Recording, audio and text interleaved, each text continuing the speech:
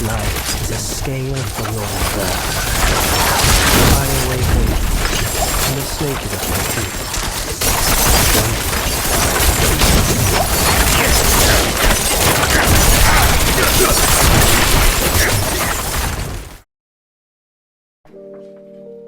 Hi, this is Dusty. I just want to give my final iteration to the crowd control hybrid rogue build. To start off, why does this build do so much more damage compared to other builds? This is because there's more universal damage boosts and less specialized affixes that indirectly impact damage. An example would be attack speed increases attack directly, while cooldown reduction helps cooldown skills that will increase attack. That, and I'm distributing to as many damage buckets as possible. On that note, I'm also using more legendary nodes, which are their own buckets, not overly specialized, and boost my damage conditions passively. This build also does not utilize any cooldowns. Instead, it relies on RNG. Cooldowns require a different set of variables, while RNG can be baked into existing variables. Cooldowns require damage reduction, which is completely different category from the damage boost. And this will pull away from your damage. RNG requires attack speed, which is already baked into existing attack mechanics. So as I'm attacking normally, it'll just apply as I'm attacking actively. So why focus on crowd control instead of damage boosts like poison and shadow? Almost all, if not all, damage coming from poison and shadow are cooldown based. Chill and frost, on the other hand, come in a passive form, meaning they could be added without any additional commands needed. Crowd control also amplifies the damage as well as stopping the enemy from retaliating. With crowd control being passive, the more attack speed I have, the more often these crowd control things go off. With that out of the way, why use 2 basic skills and 2 core skills? This is actually not a requirement. It just offers more situation control. Different combinations of these core skills and basic skills fulfill different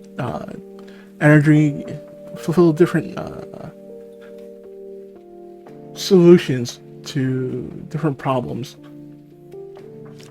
More specifically, it also depends on how much energy I could get or use. So something like I could go full power, which would drain my energy really quickly, or it could minimize the energy drain while still doing some decent damage output. So, but yeah, generally just more control over each situation. Anyways, why not use twisting blades?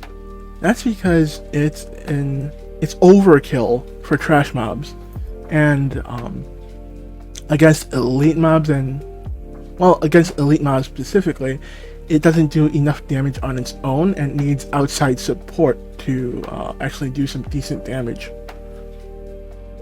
It also forces players into a cooldown playstyle, and cooldown skills pulls away from the main attack focus.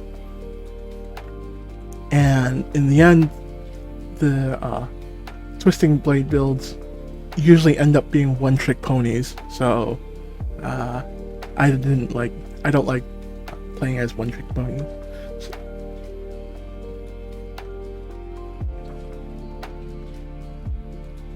But this build is not going to stop you from using Twisting Blades, Penetrating Shots, or Barrage. If you enjoy those skills, you are free to use the other core skills as you so wish. Flurry and Rapid Fire are just my preferences, but if you prefer something else or prefer to go back to Twisting Blades, you could do so.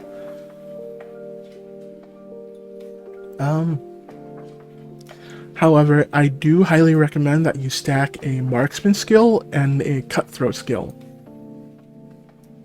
You're also free to add more nuances, but every single nuance that you add will take away from the direct damage, or the direct damage boosts, rather. So, next, I actually do not recommend this for a hardcore play. It's a bit too risky for that. As for the strengths and weaknesses of the build, its strengths are it could eliminate trash exceedingly well, take on elites, well, instantly delete elites. But as a trade-off, it does not take down bosses as well as the Twisting Blade builds. But otherwise, it's still acceptably fast against bosses. The reason for why it's weaker against bosses is because they're not so easily crowd controlled, which is a major chunk of where the damage comes from. And that's it for the reasoning. Let's go over the build. Okay, let's go over my equipment. First, let's go over the stats. As you can see, I'm trying to delve into as many damage buckets as possible with Critical Strike. This is actually not the real number. It's actually 300 or so. But that's based on the Paragon Board, as you could. I'll show you later. But yeah, this is roughly 300. Vulnerable damage. This is all the additives. So from here to here, they're all additives. So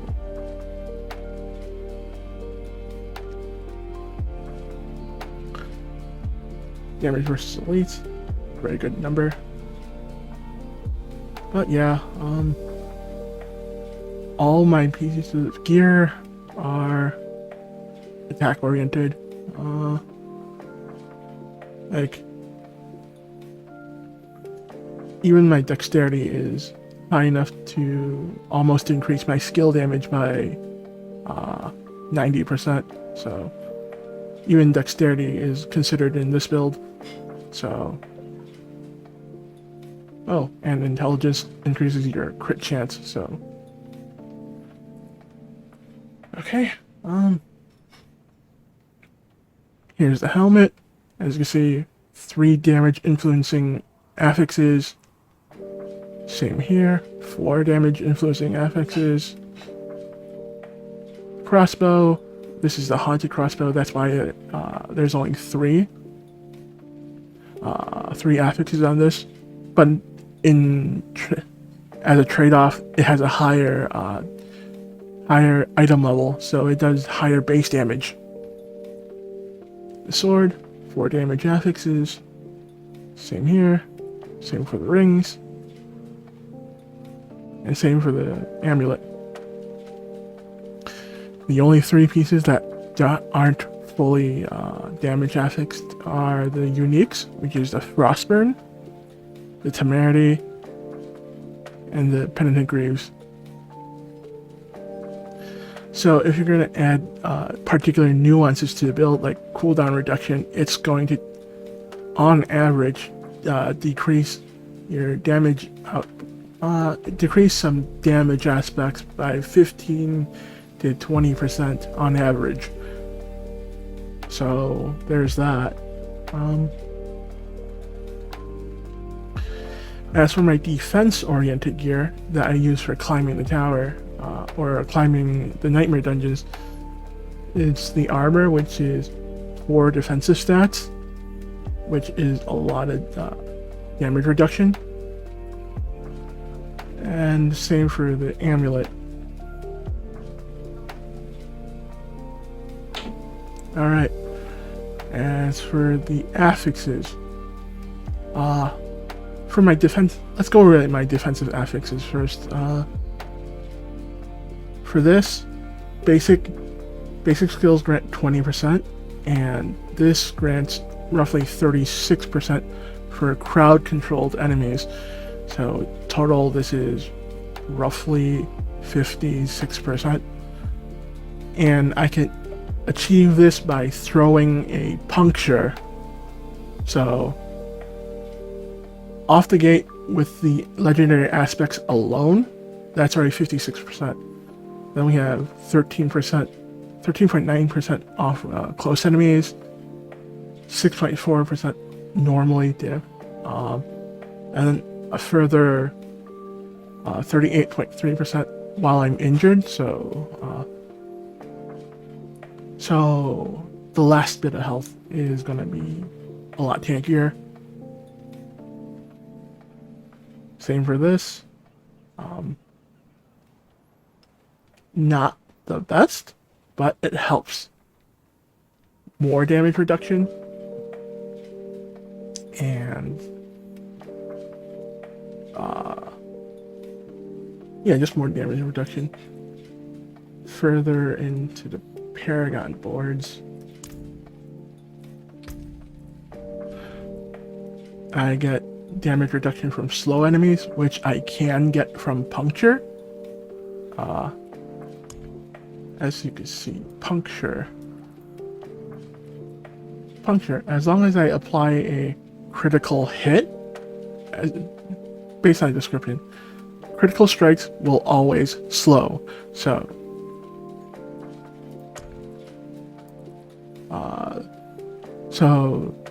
this is easily applied just by throwing a puncture. And another 10% around this glyph.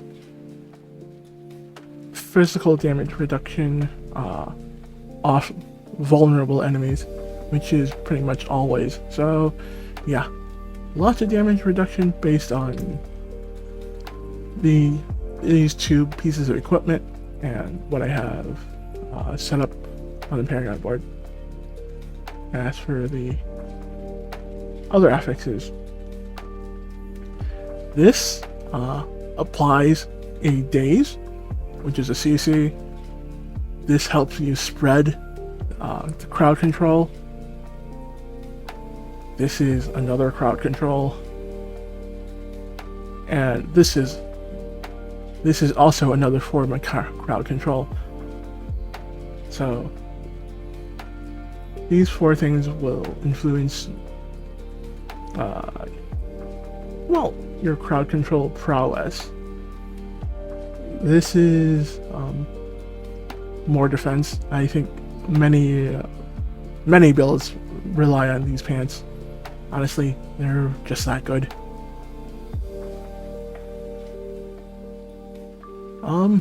This may come as a surprise, but you want the armor increase from this particular affix because there is the elemental damage resistances in this game are garbage, honestly. So the only way to counteract that is to have armor as high as possible, so that some of these elemental elites don't just one-shot you with their high-level elemental affix. This is probably the only energy generator I have, and this is codex based because resource based affixes are extremely rare, specifically this particular one, so I was not able to find a second or third copy.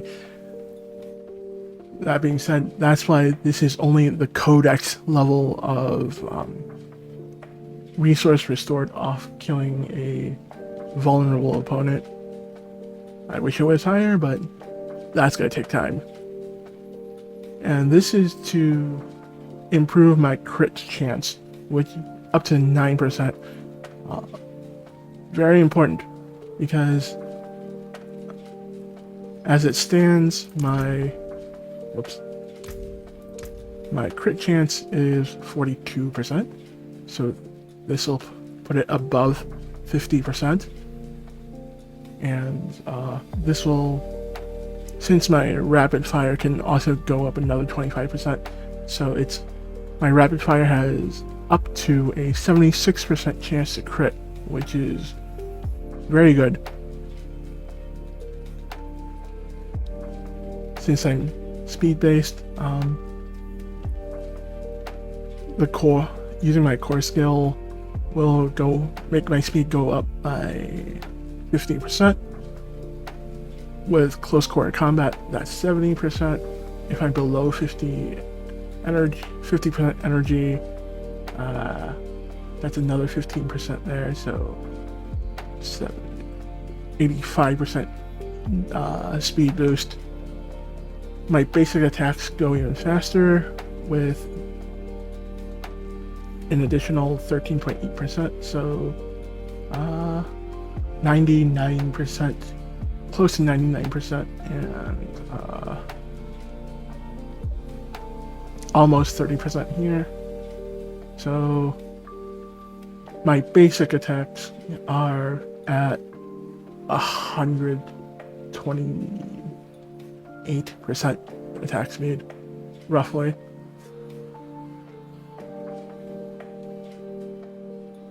And since my basic attacks help influence my core attacks damage, it's important to have my basic attack speed boosted.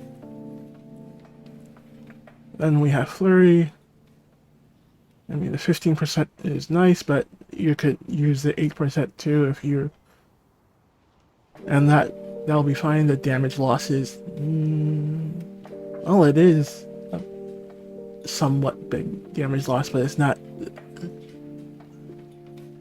But what you're using Flurry for, that additional 7% doesn't really matter all that much. Alright, moving on to skills. Well, for specialization, I don't leave Inner Sight ever. I tried these other two. It just doesn't work out. You need the resources. That's our skill tree. We're going 1 in puncture. Believe it or not, these two still hit super hard, even with only 1 rank in each. Puncture is interesting because it applies both a crowd control, which is a slow, and a vulnerable, so very good skill to have. Invigorating strikes. I cannot state how important having that 30% extra energy regeneration is. So, super important. Otherwise, you're going to run out of resources far too often without this. Then we have Rapid Fire. For all the range builds, Rapid Fire is the best one to take down elite enemies with, because the focus of the damage is on one specific enemy. So very good to have, especially since the other one is the complete opposite. The damage is spread so wide. This is essentially one of the weakest This is super weak in comparison with Twisted Blades. But the core difference is that this has a wider AoE range,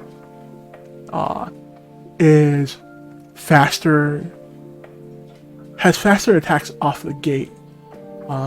Like until you get until you get 3 or 4 twisting blades going, it's not gonna match the speed of Flurry at all. So Flurry, you just get all that damage out super quickly. And this is overkill anyways, for the most part. That also heals you. Since it's also got crit super often, these two combined together makes you heal super fast. And spreading vulnerable, always a plus. Weapon mastery, no reason not to have this.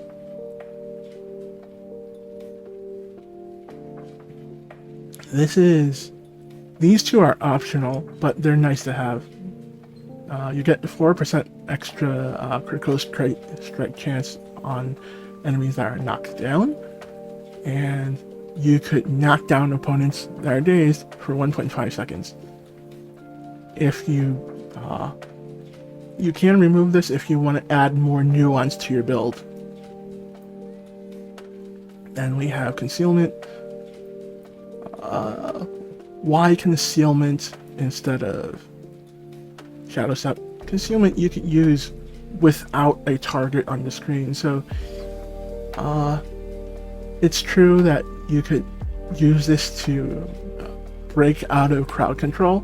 At the same time, you could use this offensively to enter a pack to assassinate an important target that's inside of a group.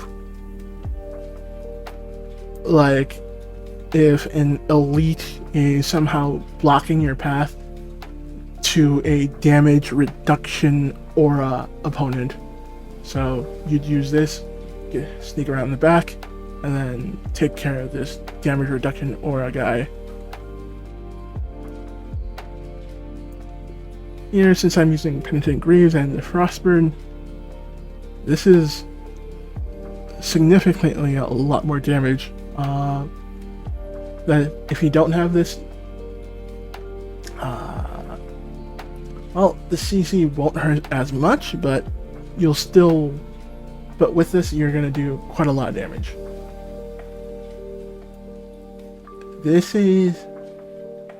I'm opting for Shadow Clone. This is only for farming. If I want to take care of a large group really quickly, I just activate Shadow Clone. But if I'm climbing higher in the Nightmare tiers, I do get rid of Shadow Clone in favor of Smoke Grenades, because at higher tiers, you're not going to need that much more damage. You need something to stall the really hard hitting opponents. And what's so great about Smoke Grenades is that on a lucky hit, it can reduce the cooldown of this.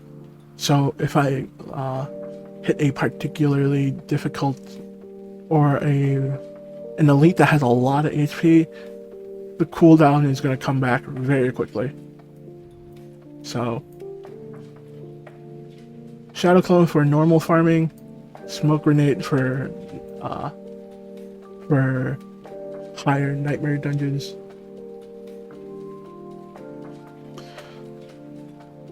This is a must-have. For a lucky hit, recover 8 more energy. No reason not to have this. Although this is optional, I just found out this is not an addition, or it doesn't work the way you think it does. It increases the lucky hit chance modifier, so that modifier is multiplicative. So this does not go directly to your so this does not make like previously I thought this would make Flurry into something that has like a hit chance of 25 or so. Instead, it just goes up to 11, which is not a lot, but it does make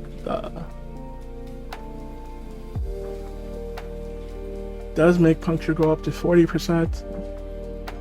But whatever, it's optional. I have it because it's more convenient to the build. I don't have anything else that that particularly needs these points, so I put them here.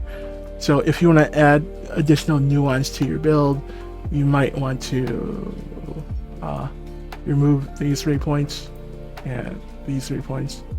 So you have 7 free points to work with if you want to somehow change this build.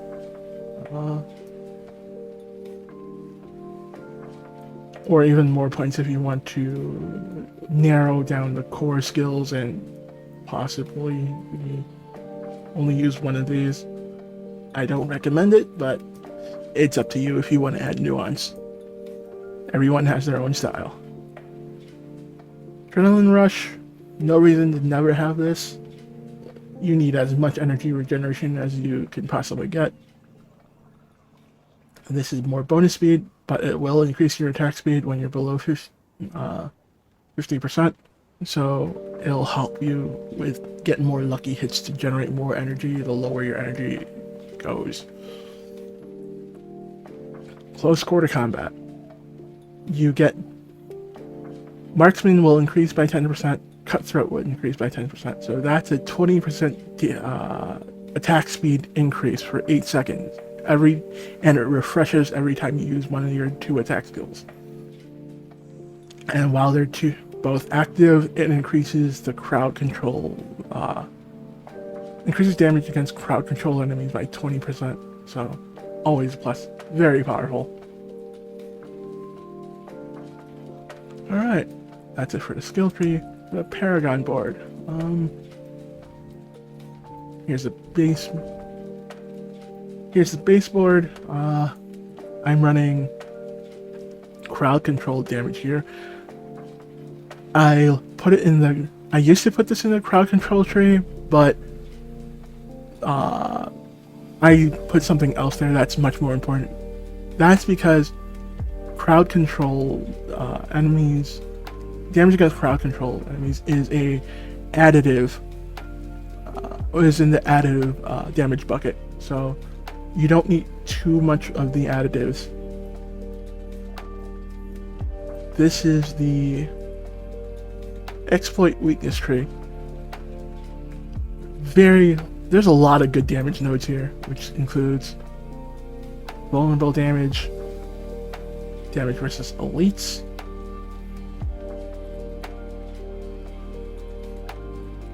while this is mostly to get these 2 intelligence since for the glyph. More vulnerable damage. And the thing about the legendary nodes is that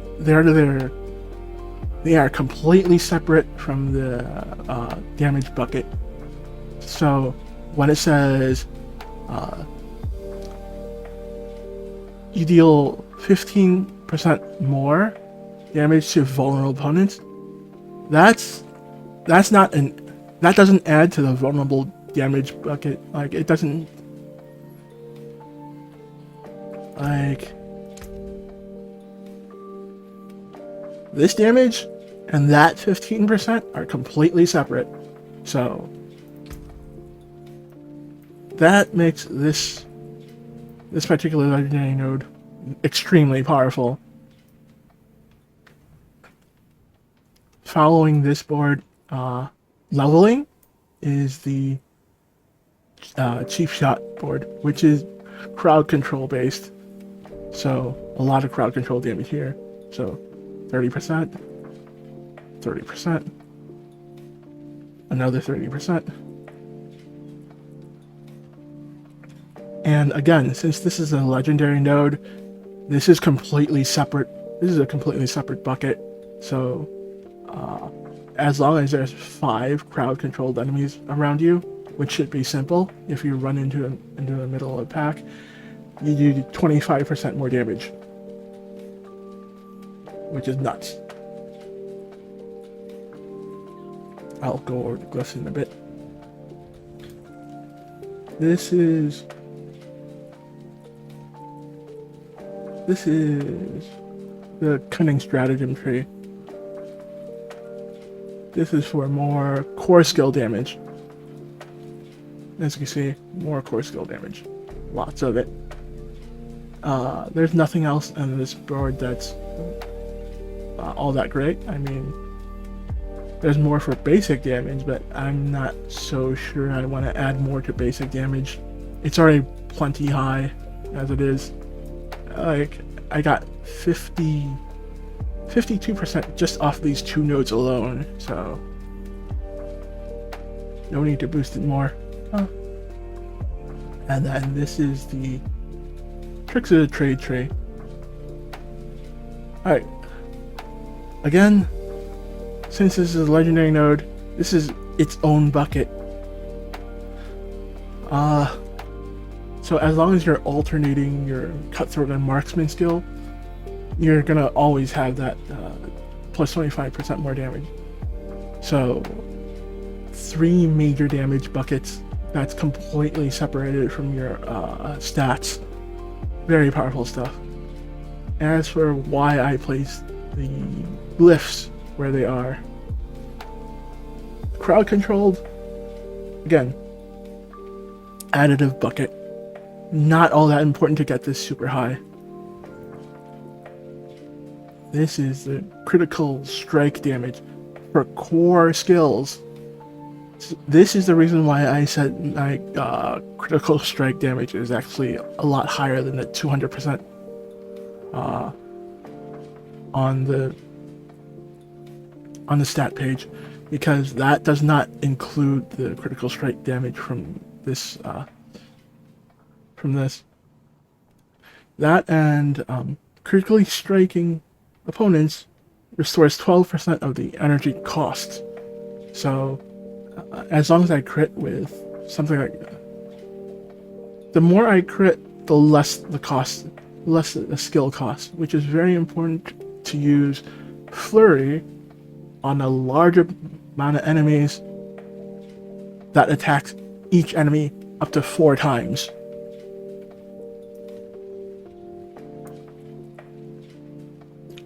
This is an additive.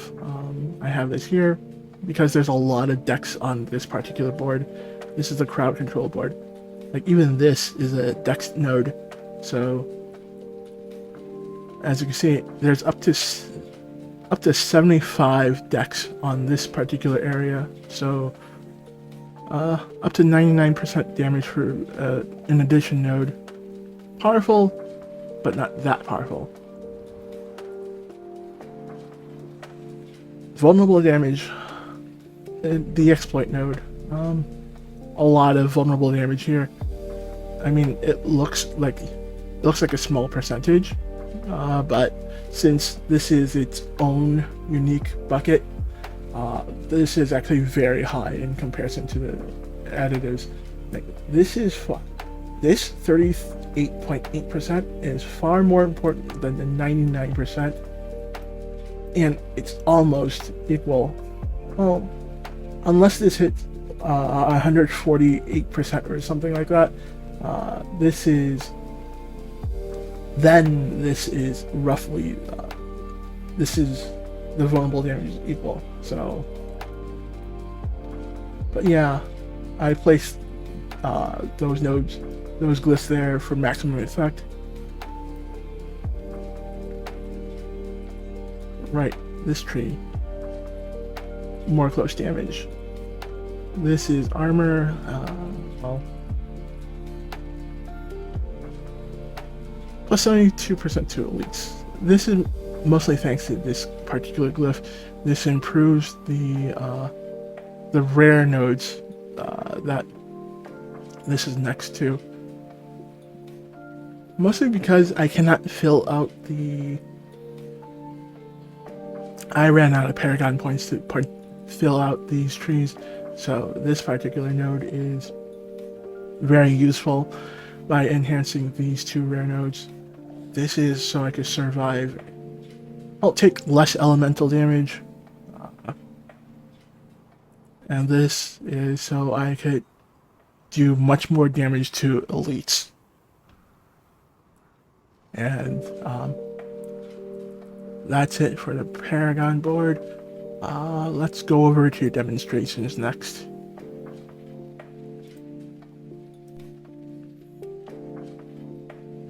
Alright, let's go over how my build particularly works. As you can see, the tricks of the trade, the plus 25%, this will activate regardless of whether it hits the opponent or not, which you can see. So, next cutthroat skill gives me 25%, so if I use a cutthroat skill, even if it misses, it makes my next marksman skill do 25% more damage. So it's good to alternate between the two in order to consistently maintain this 25%.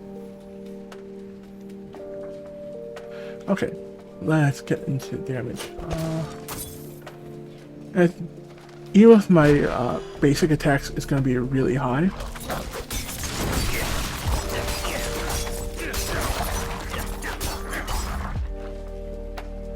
As you see, just my alternating my basic attacks alone is already well, I haven't actually frozen the opponent yet. It actually hits harder.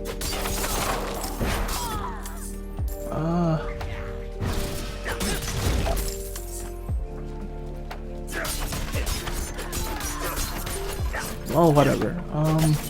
As you can see, even my basic attacks hit super hard. Then I could go for range damage, which is just sticking to rapid fire. It's like I could just hold it down like a machine gun if I wanted to, but if I wanted slightly more damage to it, I just add in an invigorating strike between shots. Whoa, whoa, whoa, whoa, whoa.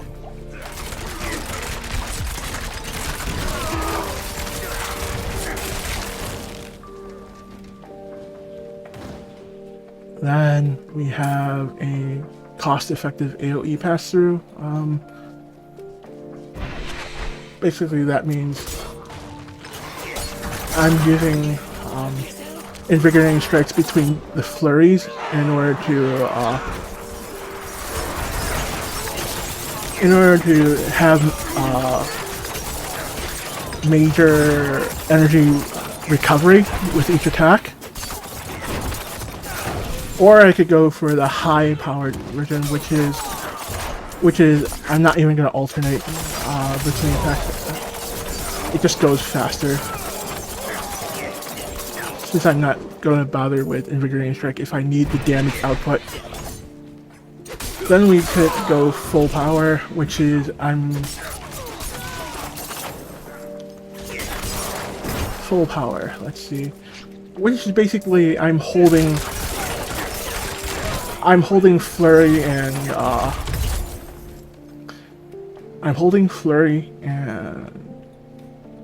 rapid fire. That's it. It's since I'm alternating between two core skills, it's gonna burn through my energy extremely fast. I'm not gonna, since it burns through my energy so fast, I tend not to use it unless there's an elite enemy, in which I don't think there's any in this area, but it's very high powered. I'm pretty sure you've seen in the opening video.